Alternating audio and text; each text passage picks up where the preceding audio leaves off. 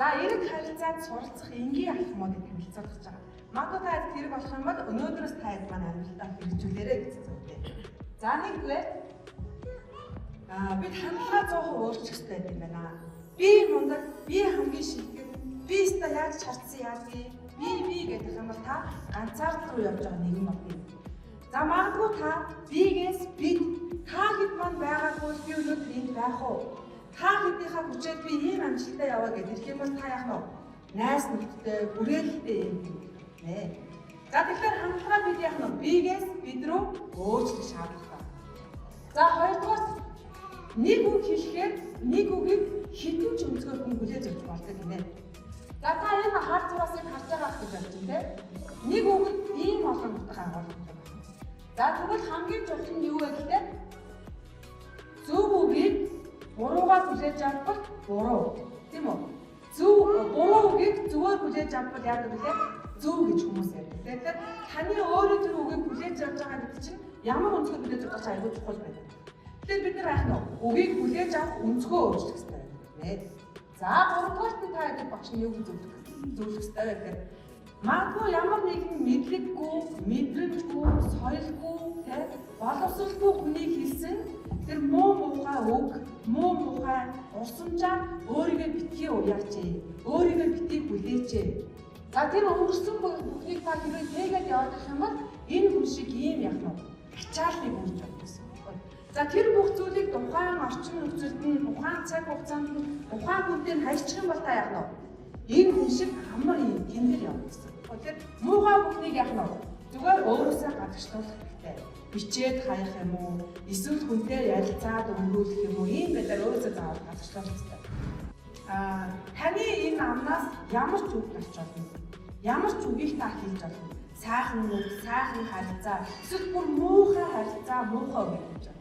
Энийг харин та хэлний одоо ямар үг гарах вэ гэдгийг хэн шийдэх вэ? Бид нэр өөрсдөө шийдэх. Тэгвэл та энэ амаараа дандаа сайхныг яах вэ? Ярьж иж болох уу? За болох нь. За дараагийн зөвлөгөө юу вэ гэхээр бид нар ингээд нэг юм байнга ярьдаг шүү дээ. Хүн юу тарих түүнийг хураад тийм. Тэгвэл та яах нь? Бусдад сайхан үг хэлээд байвал та дандаа сайхан үг сонсож болох нь. Бусдаа сайхан харилцаад байвал таны энэ харилцааны хүрээлэл чинь ямар болох нь? Эерэг болох гэдэг гэсэн тийм. За тэгвэл хүмүүс ихэвчлэн ингэж ер нь бол эерэг харилцаа гадаас эхэлнэ. Эерэг бүхнийг би түгэнэ гэдэг бүгдээрээ мэддэг юм байна. Та нар ч мэдж байгаа, би ч мэдж байгаа. Гэхдээ энийг хийж хэрэгжүүлнэ гэдэг нь аюул чухал байдаг. Та энэ зүйлийг харж байгаа хэрэг нэ шүүмжлэх хүмүүсийн дараалал ийм байна. За зөвлөж байгаа хүмүүс өчиг юм гоё орооч гэдэг хүмүүсүүд ийм их байгаад за тэгвэл би өөрөө үлдчихье, өөрөө хэрэг болчих, өөрөө гоё болчих гэсэн хүмүүс хэр байна вэ? Аюул цөөхөн байгаа. Тэгвэл бүгдээрээ хамтдаа яах нь өөрөөрөө үлгэрдэг нийгэм хязгаарч. Тэгвэл энэ нийгэм яах нь тэр чигээрээ гэлдэж болох нь. За тэгэхээр дараагийн нэг зүйлийг та бүхэн хуваалцъя да. Хоёр хүн уулзахаараа ингэдэг гинэ. Ингээл та эхний хүн баггүй энэ биш. Энэ муучин залуу жоохон сэвтэй халаад амьдралын таарахгүй явмуудаа энэ хүн бодож байгаа байхгүй юу? Гэтэл энэ хүн юу гэж бодож байна вэ?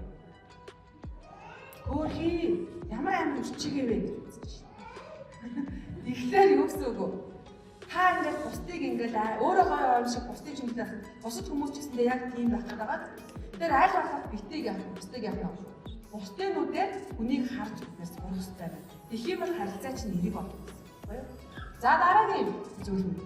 Энэ бол ингээд хоёр хүн бас маргалж чинь хоёр тас маргалж. 6-гийн таштай, 1-9-ийн таштай. Тэгэхээр хүн болгоны үзэл бодол өөр учраас бусдын үзэл бодлыг бид нар яах хэрэгтэй бас хөндлөж тэр хүний өнцгөөс нь яах вэ? Харж сурах хэрэгтэй юм байна. За тэгэхээр ер нь харилцааны хувьд та маань багшийн ойлгуулсан зүйлийг та бид